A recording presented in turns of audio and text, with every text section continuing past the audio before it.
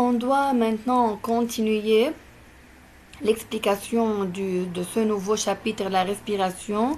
Dans la troisième activité, on doit parler des échanges gazeux respiratoires.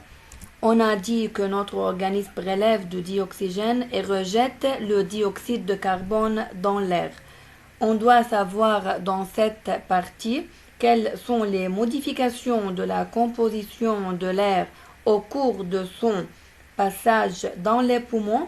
Comment les poumons assurent-ils les échanges gazeux? Que se passe-t-il au niveau des organes?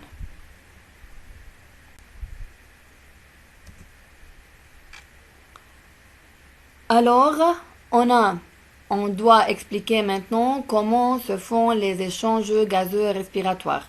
Lorsque le sang traverse chaque organe, il s'appauvrit en dioxygène et s'enrichit en dioxyde de carbone.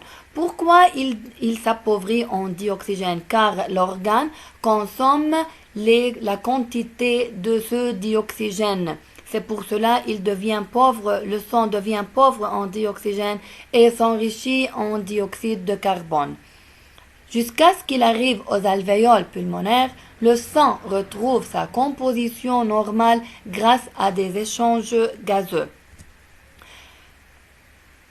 Tout d'abord, on doit définir la diffusion. Que signifie une diffusion? Regardez, tenez un déodorant, un parfum, d'accord? Alors, vous mettez du parfum dans votre chambre. Que se passe-t-il? L'odeur ou bien le parfum se diffuse dans toute la chambre. Alors, c'est ce qu'on appelle une diffusion. Donc, c'est le passage des molécules d'une substance d'un milieu où la pression et la concentration sont élevées à un milieu où la pression et la concentration sont faibles. C'est-à-dire, c'est le passage du milieu le plus concentré vers le milieu le moins concentré. Observez cette illustration qui montre des molécules d'une substance avant la diffusion et que se passe-t-il après la diffusion.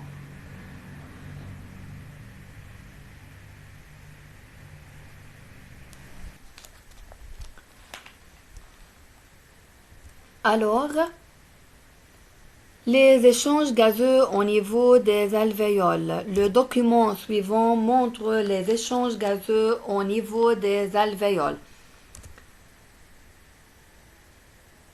Et il indique le contact air-sang. Après leur rencontre dans les poumons, l'air et le sang sont modifiés. Ces modifications de composition sont les conséquences d'échanges gazeux. Pour que ces échanges soient permanents, il faut que l'air et le sang soient continuellement renouvelés au niveau des alvéoles pulmonaires. Tout d'abord, on doit maintenant comparer la composition de l'air inspiré à celle de l'air expiré et le taux de dioxygène et du CO2 dans le sang entrant et sortant des poumons.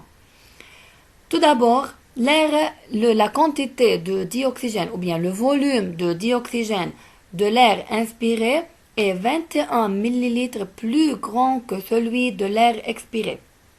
Le volume de CO2 de l'air inspiré est 0,03 ml plus petit que celui de l'air expiré, ce qui est 5 ml.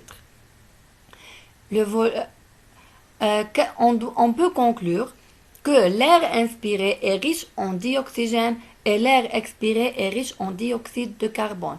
Alors, l'air inspiré qui pénètre dans nos poumons, l'air qui pénètre doit être pur, c'est-à-dire doit être le dioxygène.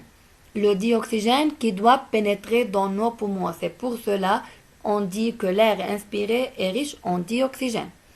L'air qui sort de nos poumons est nuisible. Alors, l'air qui sort de nos poumons, c'est l'air expiré qui est riche en dioxyde de carbone. Le taux de dioxygène maintenant dans le sang entrant dans les poumons est 15 ml plus petit que celui dans le sang sortant des poumons qui est 20 ml.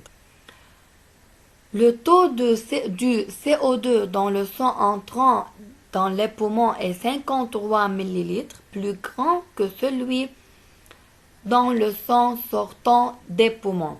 Alors, pourquoi? Car le sang qui doit sortir poumon, il doit être distribué à tous les organes du corps. C'est pour cela qu'il doit être riche en dioxygène et pas en dioxyde de carbone. Donc, c'est comme cela se font les échanges gazeux au niveau d'alvéoles.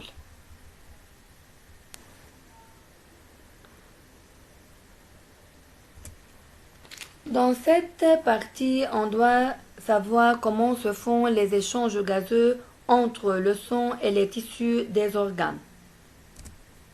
Observez bien ce document. Le sang entrant dans un organe et dans les cellules. On doit comparer les pressions de dioxygène et de CO2 dans le sang entrant dans un organe à celles dans les cellules. Et on doit conclure le sens de diffusion de chaque gaz et quels sont les facteurs qui favorisent les échanges entre le sang et les tissus. Regardez tout d'abord. La pression de dioxygène dans le sang entrant dans un organe est 98 à 100 mm de mercure est plus grande que celle dans les cellules. La pression de CO2 dans un organe est 40 mm de mercure est plus petite que celle dans les cellules. Donc, on conclut que au niveau des poumons ou bien au niveau des tissus, le sang cède le dioxygène aux cellules, donne le dioxygène aux cellules et s'enrichit en dioxyde de carbone rejeté par les cellules. Alors, au niveau des poumons, le sang s'enrichit en dioxygène et se débarrasse du dioxyde de carbone qui sort à l'extérieur par l'air expiré. Ces échanges gazeux sont facilités par la grande surface de contact entre les capillaires, le milieu interstitiel et les cellules. Donc, ce sont les facteurs qui favorisent les échanges entre le sang et les tissus. C'est la grande surface de contact, c'est la richesse en capillaires sanguins et c'est la minceur de la paroi des alvéoles.